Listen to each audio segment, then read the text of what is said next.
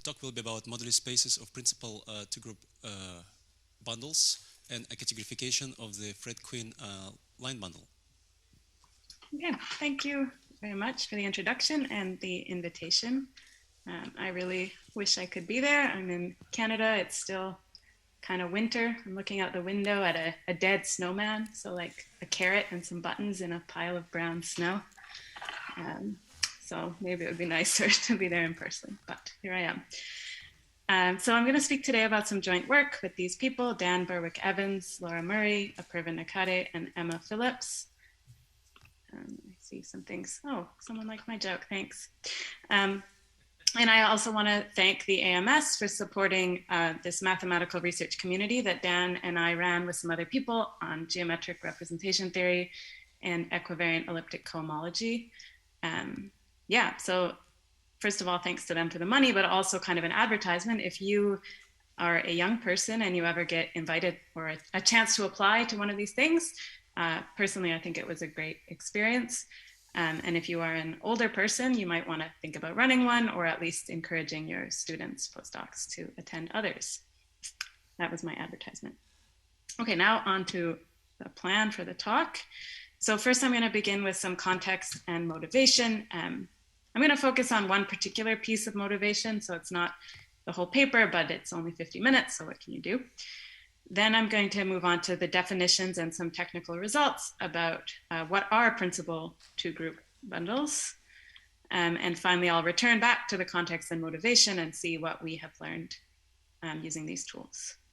So first, a health warning that we always have to give when we give these talks. By a two-group, I mean a categorical group. I don't mean a Silov two group. Some people get disappointed. So if that's you, you can go enjoy the nice weather instead of listening to me talk about these two groups. Okay, so let's start with some context and motivation.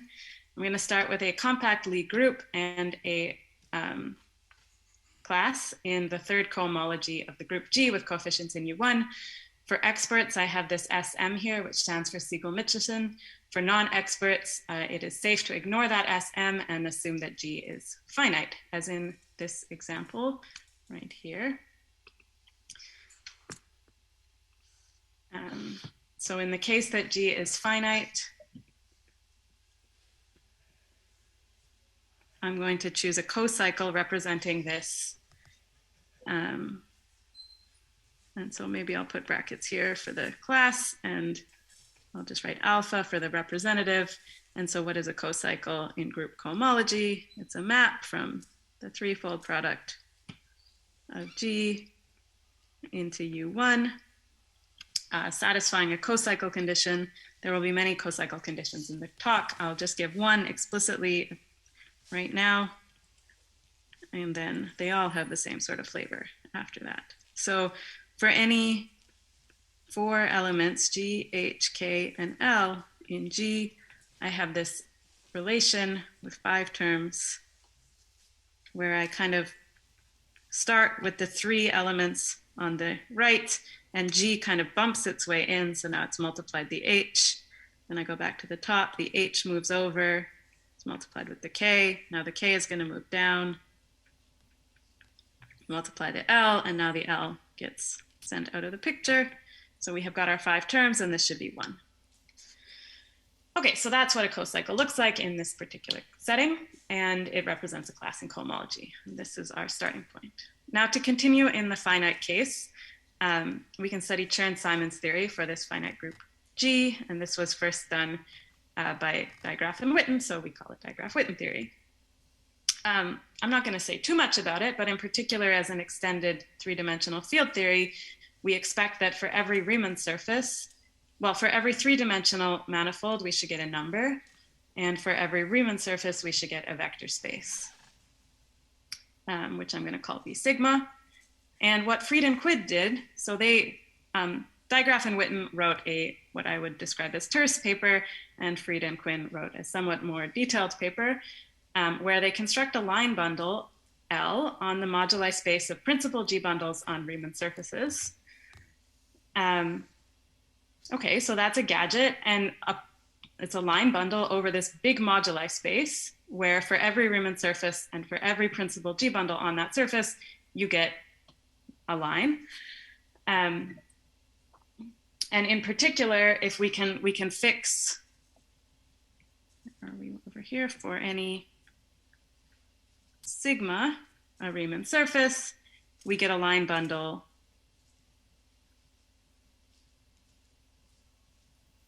on the moduli space of G bundles on that particular surface sigma. Okay, and then what's the point of this Freed Quinn line bundle? The point is that this vector space that we get from the theory is exactly the global sections of this line bundle.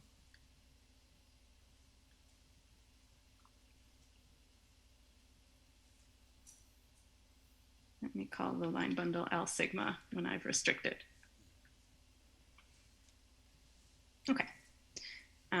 So this is, I mean, they do other things in their paper, but in particular, this is how we see this vector space appearing, and that we obviously have lots of compatibilities when we start changing sigma. Okay.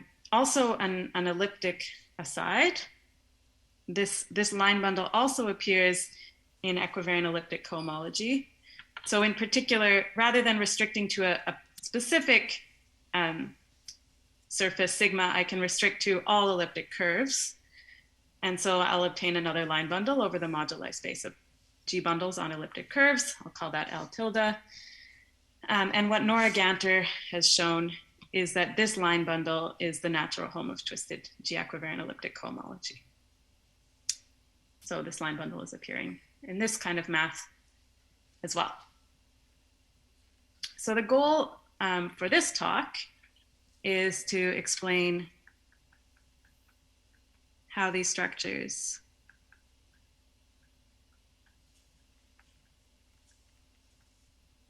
arise naturally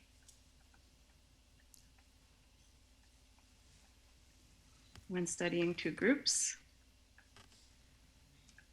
which I haven't defined yet, so don't worry about that, that is coming.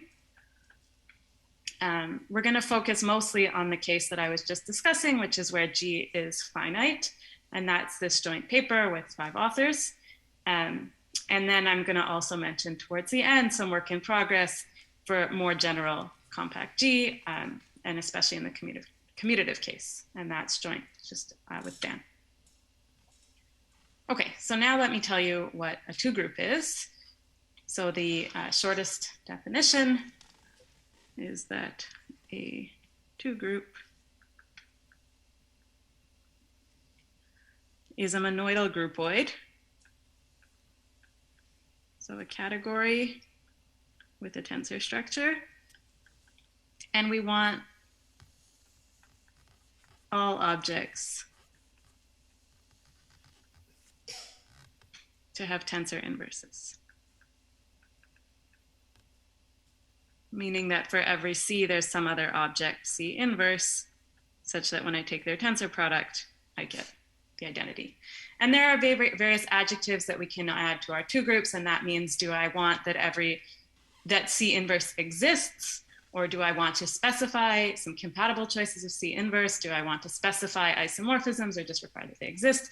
We're not going to worry too much about that, but there are many things that can be said.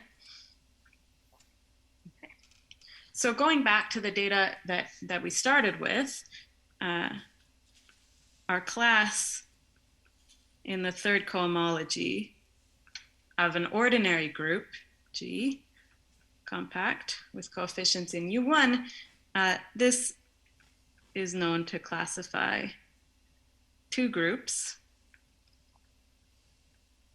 that are extensions of more familiar objects.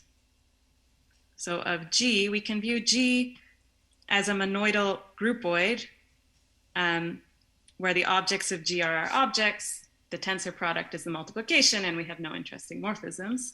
And I'm going to extend by another not terribly interesting 2 group. This is the category with one object, and morphisms are given by U1. And the fact that U1 is abelian means that I can use that product in two ways, both to be composition of morphisms and also to be the tensor product of two morphisms. Okay, so I'm being a little bit imprecise here about what I mean by classification. So in the case, again, that G is a finite group, we can ignore this SM. So this is a result due to Sin. So let me pause and tell an anecdote because I think she's very interesting. So this is the first female mathematician in Vietnam. And after she became a full professor, she was also the first female full professor in any science discipline in Vietnam. And she wrote her thesis under the supervision of Grothendieck while she was in Vietnam during the Vietnam War. So she did her whole thesis by correspondence, by handwritten letters. So anytime we feel annoyed about Zoom, we can remember that it's not the worst case scenario for collaboration. Anyway, but her thesis is not published. It is some handwritten notes, letters, essentially. So it was written up more carefully by other people, including Baez Lauda. And then the case where we actually have a smooth group and we're interested in the smooth cocycles, we want to work with Siegel-Mitchison cohomology, and this is due to Chris Schomer-Priest much more recently. Okay. So let me be more concrete. What do I mean? Actually, first, let me get less concrete. Let me be more vague. In fact, here U1 is not important. I can put in any abelian Lie group. A, and I can put on a G action on my A, so then my cocycles become twisted by that action. And then, of course, here I should replace point mod U1 by point mod A. Okay, now that's the general statement. Let's focus on the case where G is finite. And we have our 3 cocycle, and it's going to be a map from our threefold product of G into A. Okay, so we're going to define a monoidal category G with a bunch of structures. So I need to tell you the objects, the morphisms, the tensor product, the associator, and then we should check that the associator satisfies the Pentagon Axiom. This is a nice exercise for people who were following Terry's mini course last week. So what are our objects? First of all, they're just the elements of G, but our morphisms are more interesting. So the morphisms in this category G between 2 elements G and H, this is going to be a skeletal category. So the morphisms are empty if G is not equal to H, but if G is equal to H, then we have an entire copy of our Lie group A. And obviously we compose using multiplication in A. Now I need to tell you the tensor product on objects. It's just multiplication. And also on morphisms. So this should be a map from G tensor H into G tensor H. And it will also just be A times B. Okay. So far, it's not that interesting, but it becomes interesting when we talk about the associator. So the associator needs to be an isomorphism. If I have any 3 elements, 3 objects, I can tensor them this way, or I can tensor them first H with K and then tensor that with G. And this should be, I want to specify an isomorphism between them. So what does that mean in terms of what we've defined? Well, this should be an object or an element of Hom from GHK to GHK, because we know that multiplication is associative in our group. So luckily, the 2 sides are in fact equal, and the Hom set is not empty. It consists of A. And so what am I going to take? I'm going to use my 3 cocycle to produce an element of this group. Okay. And then we should have the Pentagon Axiom, which Terry explained last week. And it turns out that the Pentagon Axiom is exactly equivalent to the cocycle condition.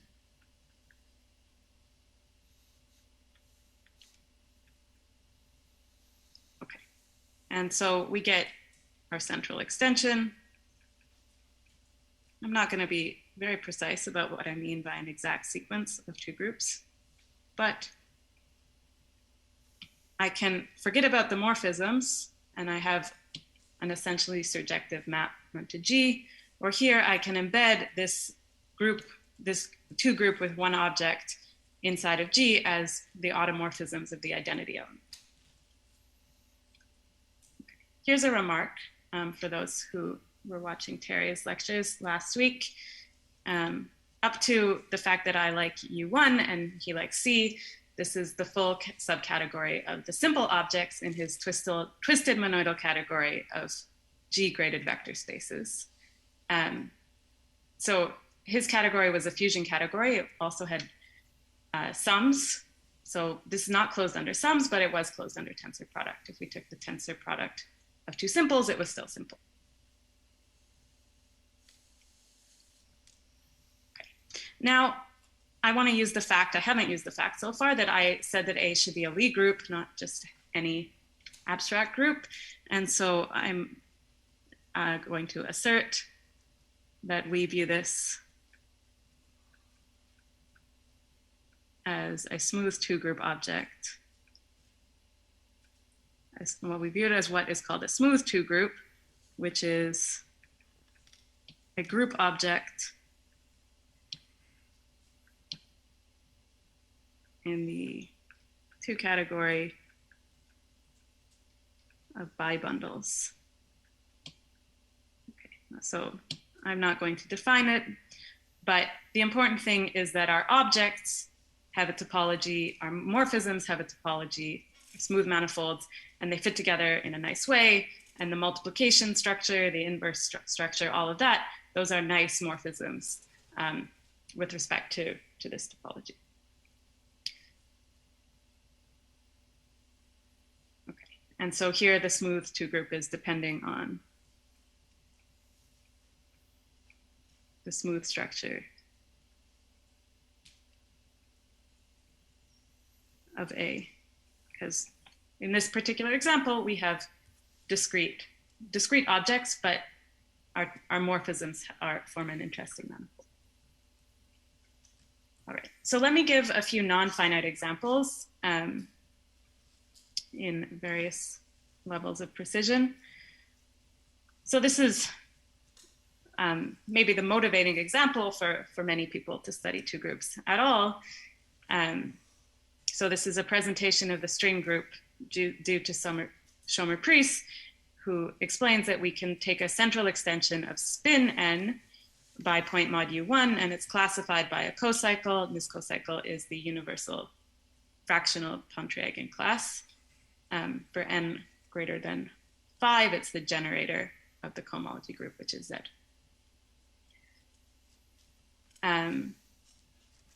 Right. So here's something that's kind of in between the finite case, the baby finite case, and the case that we're working up to, the general case, is the case of categorical tori as introduced by Nora Ganter.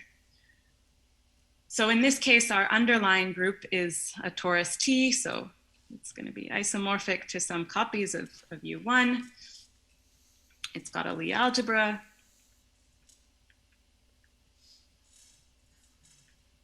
We're going to denote by T, and it has a co-weight lattice.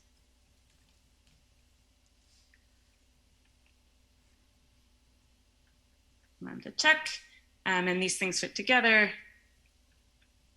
to give an exact sequence of abelian groups, where this is the exponential map.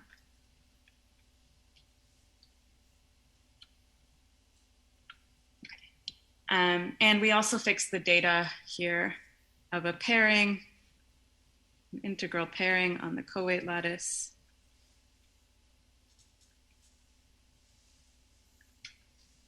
And we extend it to a map from T cross T into R. Okay, so with this input data, Nora explains to us that we can cook up a two group that has objects, the elements of the Lie algebra, rather than the group, and morphisms. It's not skeletal,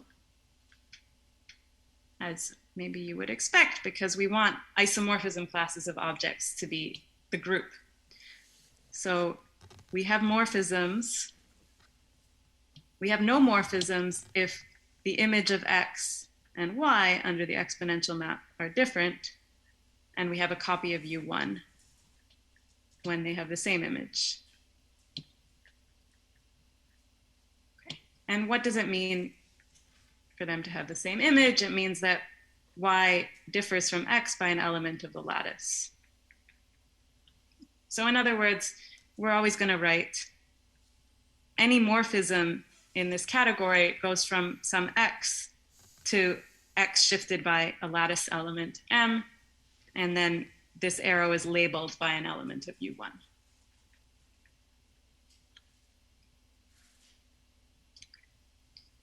So now I can make this category into a monoidal category. The tensor structure uses addition in our Lie algebra. But the tensor structure, so this is where it's different from the finite case. The tensor structure on morphisms is interesting. So suppose I have a morphism like this and another morphism like this. So I've got my two elements of the Lie algebra. Each one gets shifted by an element of the lattice, not necessarily the same, and our two arrows are labeled by elements of U1.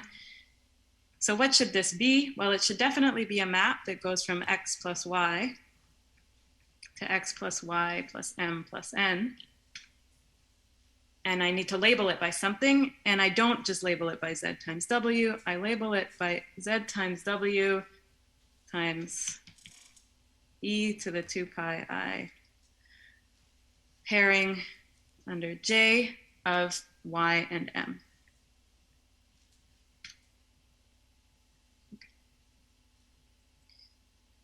So this has been twisted by j.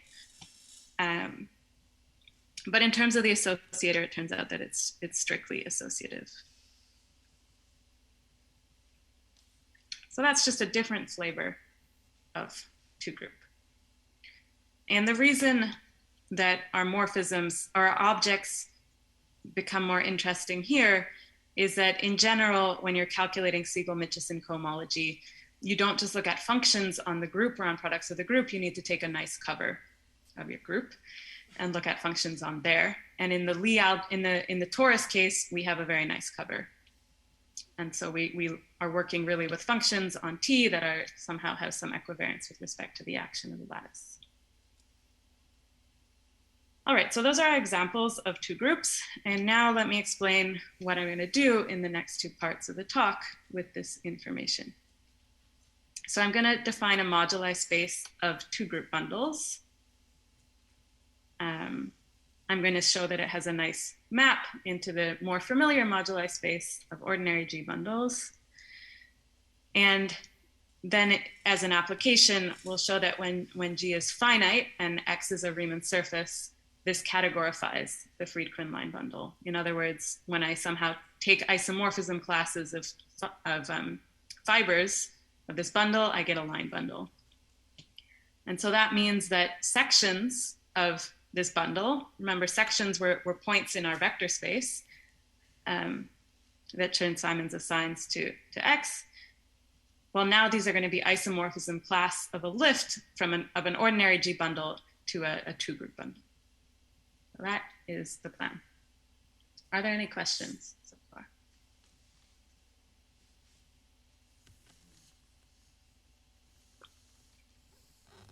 Okay, I will continue.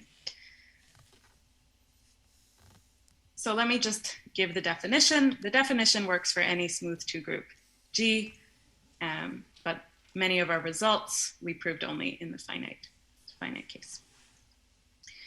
What is our definition?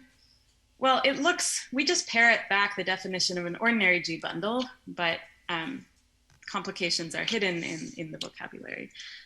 So let me just say the definition first and then discuss. So it's a smooth stack,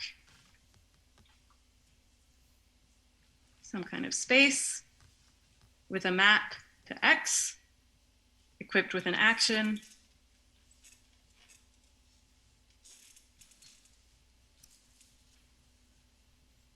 of G. Usually we prefer the action to be on the right, which is locally trivial.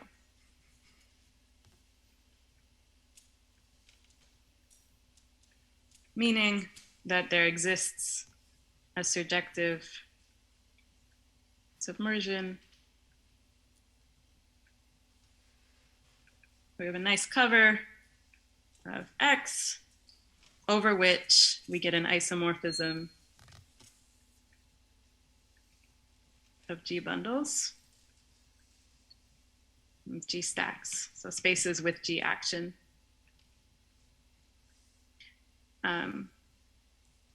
On Y between the pullback of our stack P and Y cross G, which is the trivial G bundle. So G is just going to act on the right by multiplication. So, okay, these are almost, except for the word stack appearing here, this is exactly the definition that you might see for an ordinary bundle. But the thing to keep in mind here, for example, so we're working in a two category. And so when I say that there's an action, I mean, first of all, there's an action map, but also there's another map, which is a two-morphism that shows that it is an action map. And there's another map that shows that action by the identity is trivial, things like this. Same thing here, when I have an isomorphism of G stacks, so it needs to be a map, but then I also need a two-morphism that shows that it's an equivariant map.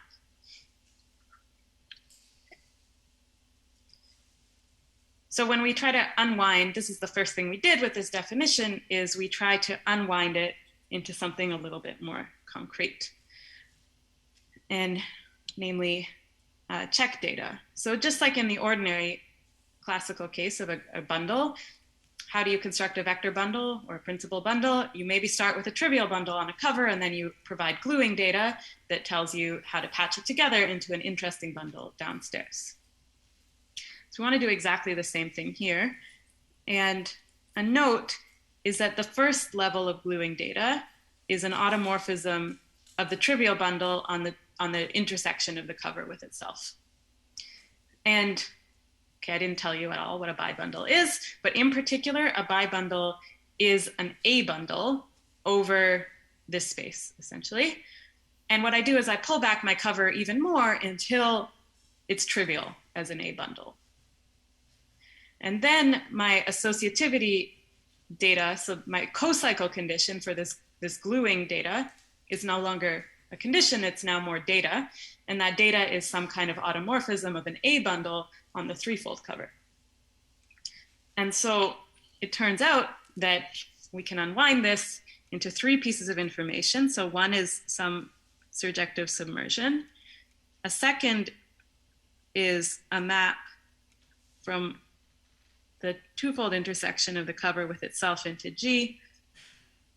And the third is information about this A bundle. So it's a map on the threefold cover into A, and these should satisfy some co-cycle conditions.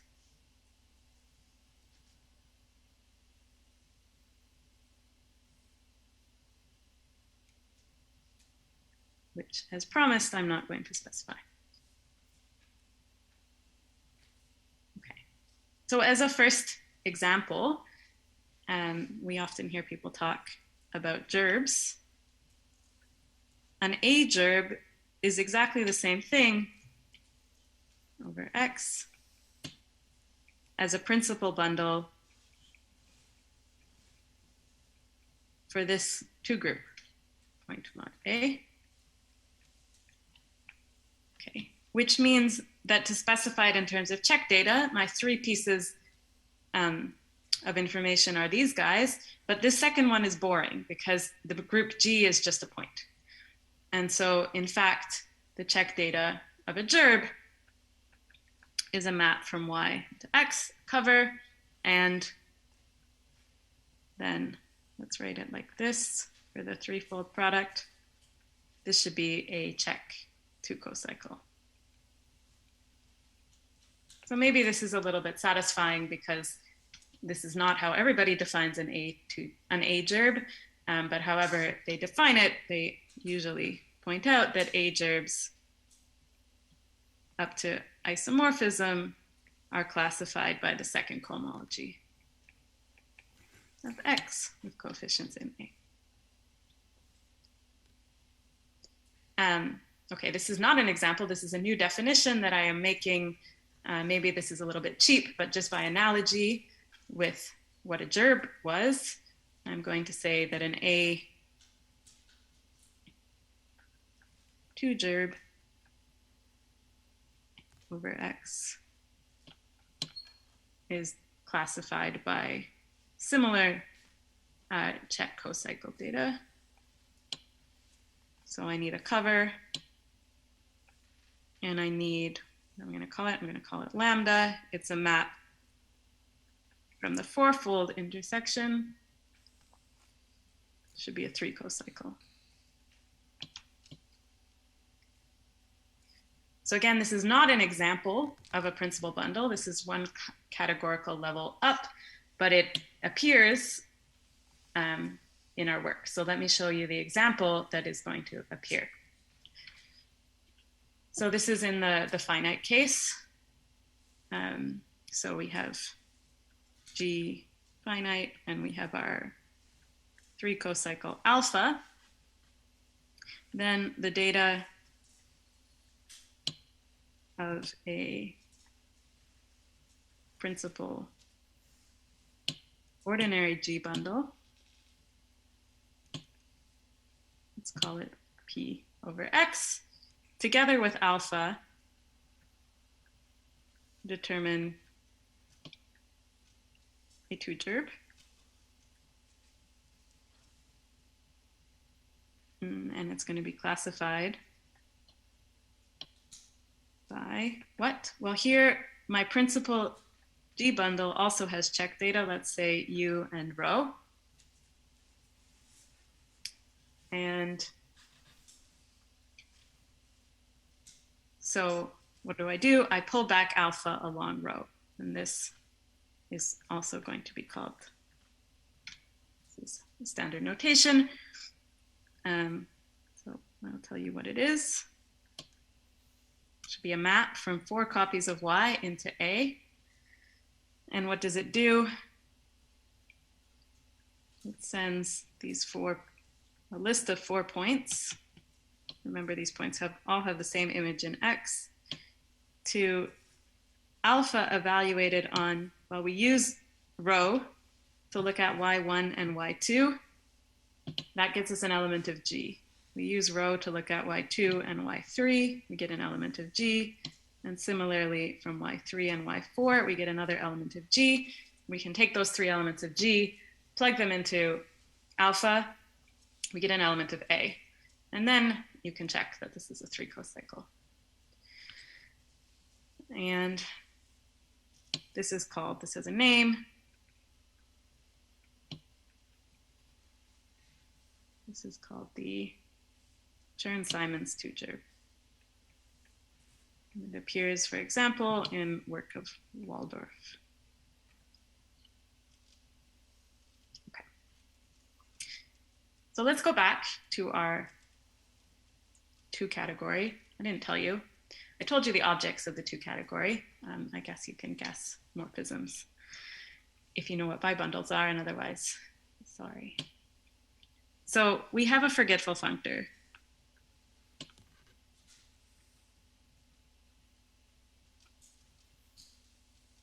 From curly G bundles into ordinary G bundles. And now I can be concrete using our check description. I take a triple U, rho, and gamma, and I just forget about gamma.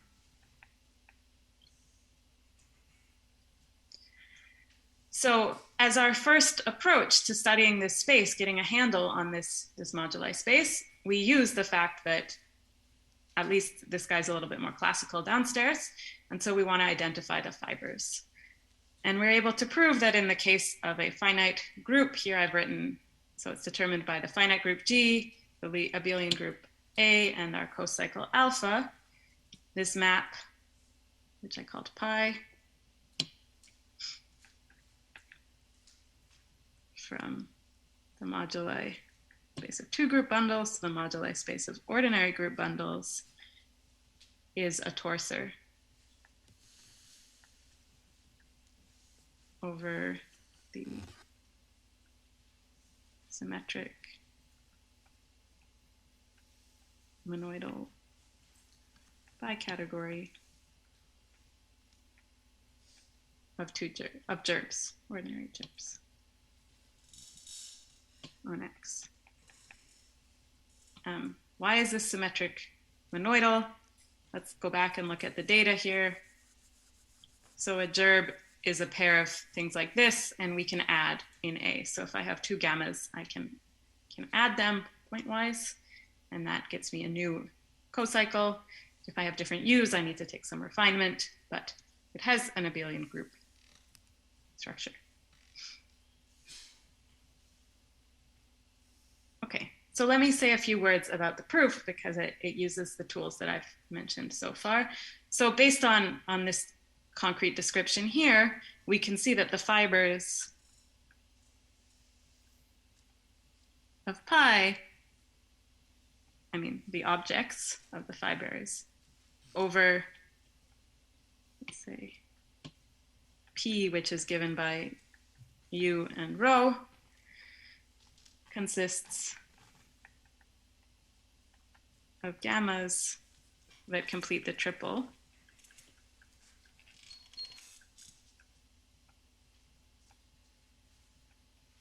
U, rho, gamma. And remember, gamma was some three cochain that, or two cochain, check two cochain that had some relation to rho. Turns out D of rho is equal to 1 over gamma. Okay, so we make two claims then. First, that the data of such a rho or of such a gamma turns out to be equivalent to a trivialization of the Chern-Simons two-gerb that we mentioned a few minutes ago. And so that means that for a fixed P, the fiber is a category, a bicategory of trivializations of a two-gerb. And then the second claim is that for any fixed two-gerb, the bicategory of trivializations of a fixed two-gerb is a torsor for the symmetric monoidal bicategory of gerbs. And so this fact should be compared to the more classical fact that if you look at trivializations of a principal bundle,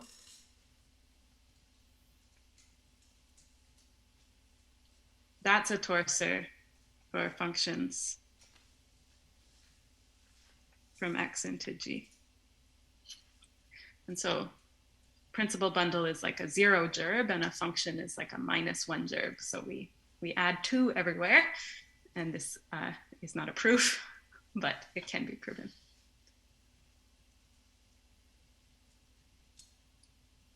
Okay. So let me maybe briefly explain something for people who have other preferred ways of defining two-group bundle, any kind of bundles. So the expectation would be that G bundles should be classified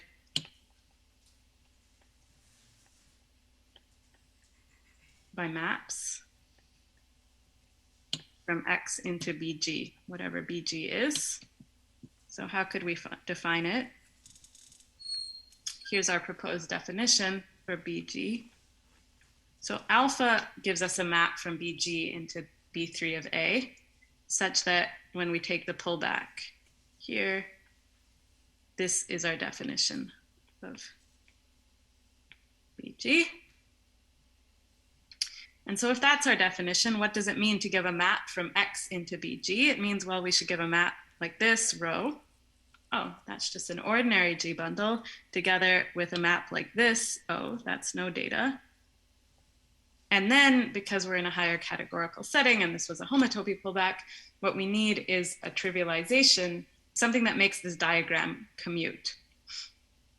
So what happens when I go around the bottom part of my diagram? I get alpha composed with rho, which is the pullback of alpha by rho. That's our Chern-Simons 2-gerb popping up again. And what happens when I go this way? Well, I'm mapping through the point. So it's actually the trivial gerb. And we need an isomorphism between them. That is gamma. Okay. So in other words, if we take this perspective as well, we come up with the same definition. So we are happy. In other words, conclusion. Okay. So what we do next is we shift from thinking about general G bundles to thinking about flat G bundles, because that's where we want to end up with for Chern-Simons theory. So a flat G bundle is just a principal G delta bundle. And here this means that we just give it the discrete topology. So in the finite case, we were already discrete in terms of objects, but we had our U1, and now we view U1 as a discrete gadget. Okay. And so let's try to continue to make analogies between the classical setting and the two-group setting. So in the classical setting, a flat G bundle is classified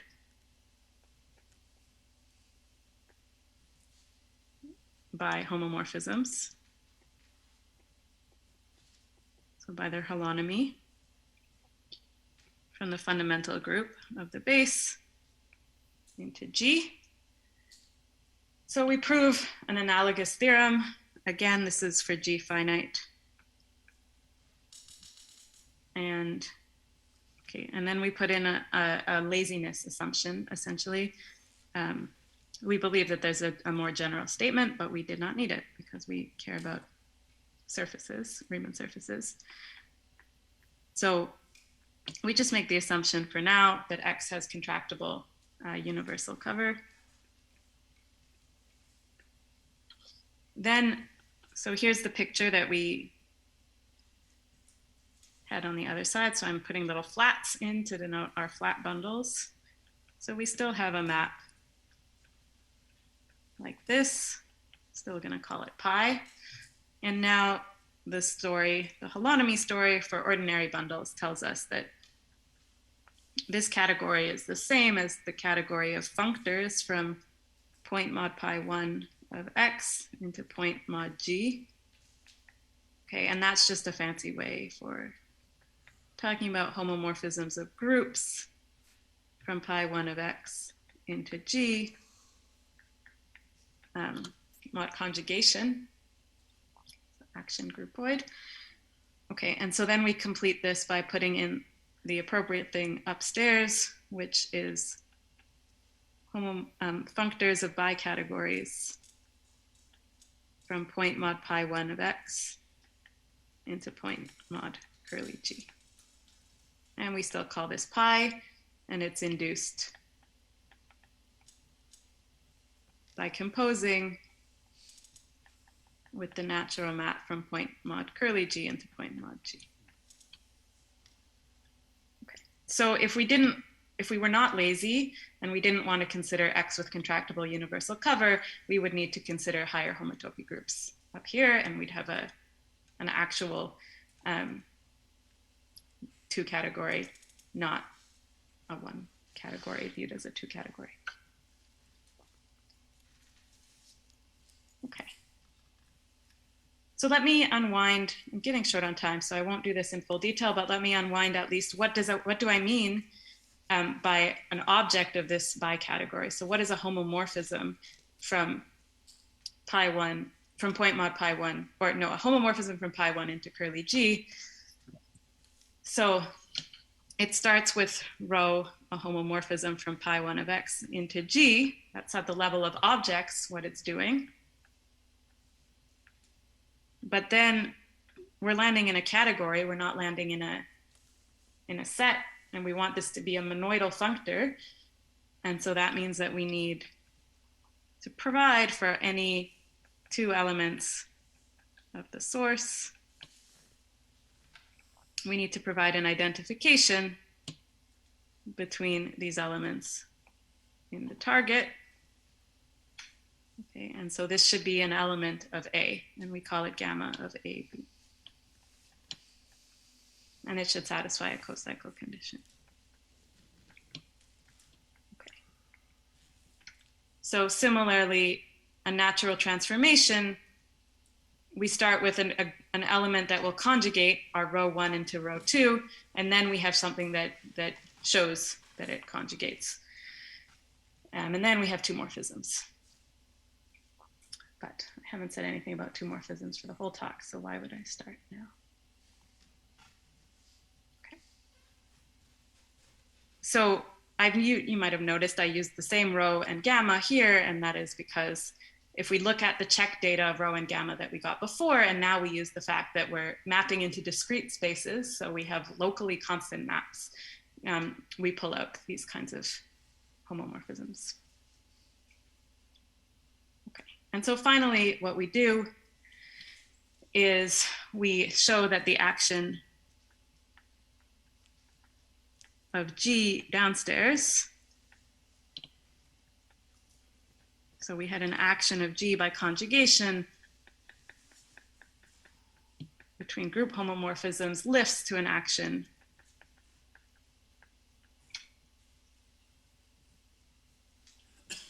of G upstairs.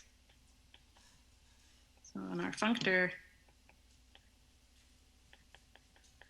space. And what does this give us? This gives the functor pi the structure of a cloven two fibration. Okay, so that's some abstract category theory thing, but what it tells us is that it gives us a hands-on way to really look at fibers of this map and take isomorphism classes in those fibers. Okay, and so that's what we're going to do in the applications. I don't remember what time I started or what time I should finish. Does anyone have any views on that? I think you have 5 minutes. Great, thank you. Okay, so for the Freed Quinn line bundle, let's go back to the case that A was U1 and X was a Riemann surface. And so in particular, our theorems, G is finite, our theorems hold. So we've seen that pi is a two fibration with fibers that are isomorphic to flat gerbs. So gerbs for U1 delta over X. And that means we can take isomorphism classes along fibers, but we know that isomorphism classes of gerbs, so we saw that that was H2 of X with coefficients in U1, and for X a Riemann surface, and U1 discrete, this is U1. Okay. So what do we end up with? We end up with a principal U1 bundle on the moduli space of flat G bundles on X. Okay, now G here is discrete, so I can put the flat there or not, it doesn't matter. All right, and then the theorem that we show is that the associated line bundle to this U1 bundle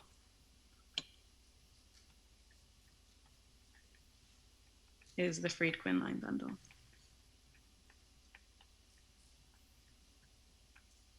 That we called LX at the beginning. And I've got a reference here to compare to Willerton. In the case that X is a torus, using different methods, Willerton produces the Freed Quinn line bundle, also using some category theoretic methods. And he provides a specific cocycle that defines this line bundle. And we also got that cocycle. So that was the first clue for us that we were working with Freed Quinn. And it turned out that we can prove it for general Riemann surfaces. X. Okay, so finally, last 2 minutes. So here's some work in progress with Dan Berwick-Evans. So the Freed Quinn story works out really nicely because we're in a case with a discrete group, finite group.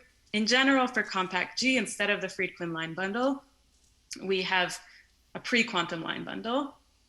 So here's one reference, for example, for SU2. So what is a pre-quantum line bundle?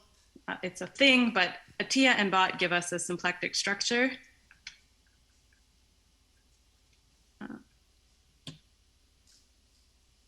Omega on this moduli space. Okay, now we need our flats because it's not discrete. And so then L is a line bundle with connection, and the curvature of that connection should be equal to omega. And if you find such a thing, then sections of L are called pre-quantum states. And to complete quantization, you need to choose a polarization. And so you choose, there's a way of cooking up the actual quantum states that is beyond the scope of this talk.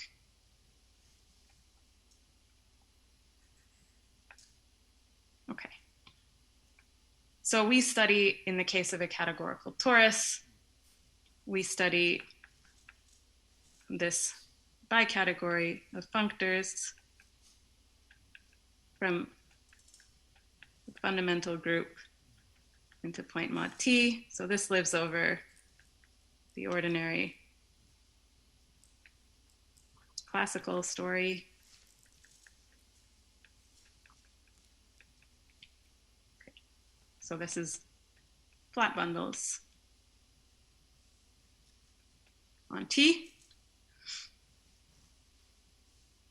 I guess my X turned into a sigma. Okay, and then what we prove is that this categorifies this pre-quantum line bundle L. Again, and this line bundle L then admits some connection which has curvature equal to the Atiyah-Bott connection. And so of course our work in progress is like, okay, we produced a bundle which admits connection, but can we understand that connection? So do the important structures of this line bundle, its connection, it can be given a holomorphic structure and so on. Can we also understand those in terms of two group bundles? And finally, generalized to G, not a torus. So that is all. Are there any questions? I think.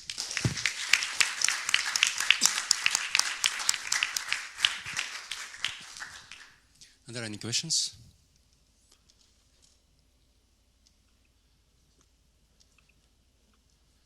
Jethro, in Zoom, are there questions in Zoom? No?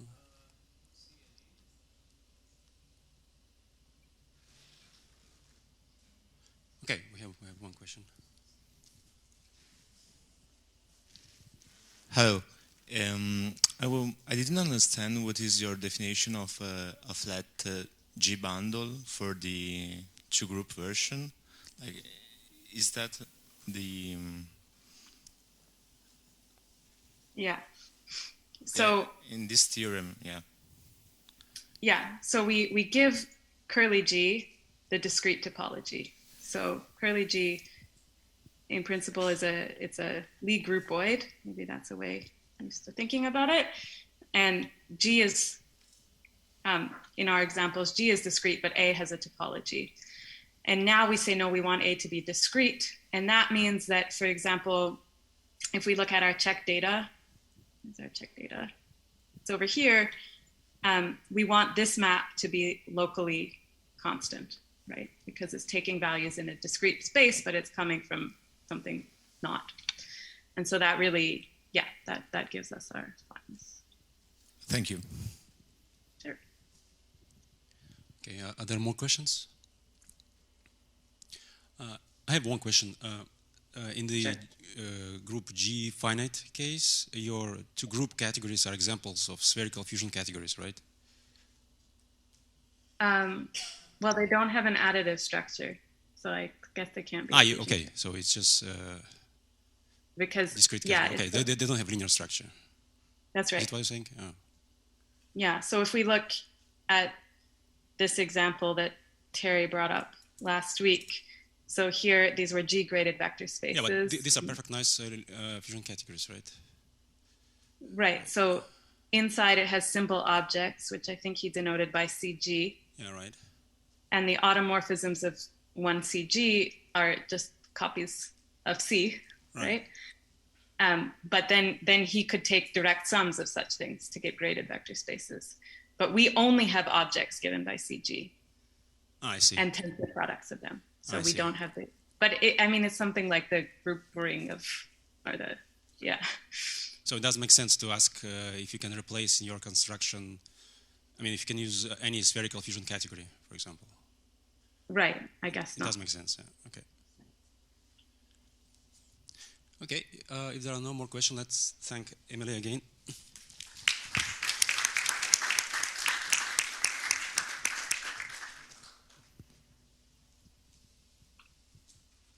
And I think we go immediately to the next talk, right?